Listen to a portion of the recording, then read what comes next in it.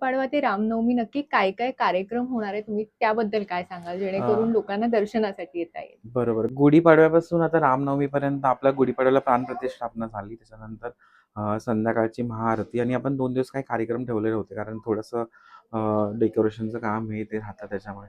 आणि आजच्या दिवशी पण आम्ही गरबा वगैरे असणार आहे संध्याकाळी. हं. आणि आपला ह्याच्या षष्ठीला आपला गोंधळ आहे धार्मिक.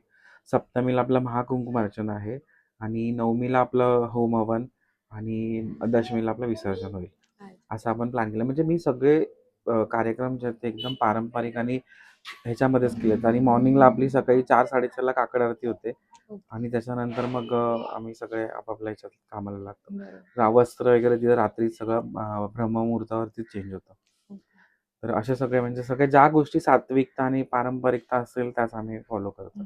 आता तिचे विविध रूपं बघायला मिळतील. आता जास्त नाही तर चैत्र आहे आणि चैत्रात एकविरेची सुद्धा यात्रा असते. हं, हं, हं. मग तिला कोळी रूपात आम्ही एकदा सजवणार आहे तिला. ती एक स्पेशालिटी असेल.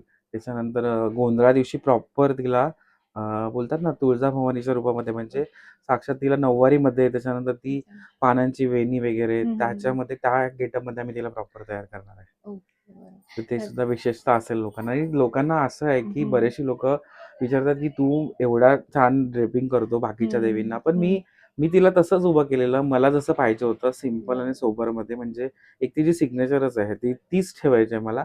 फक्त जी पारंपरिक हं. वस्त्र अलंकार आहेत म्हणजे कोळी पॅटर्नमध्ये, हं, हं. नऊवारीमध्ये तेच मी अलंकार तिला आपले जे हं, हं, हं, महाराष्ट्रामध्ये हं. महाराष्ट्रीयन अलंकार आहेत तेच मी तिच्यावरती फॉलो हं, करणार आहे. बरोबर.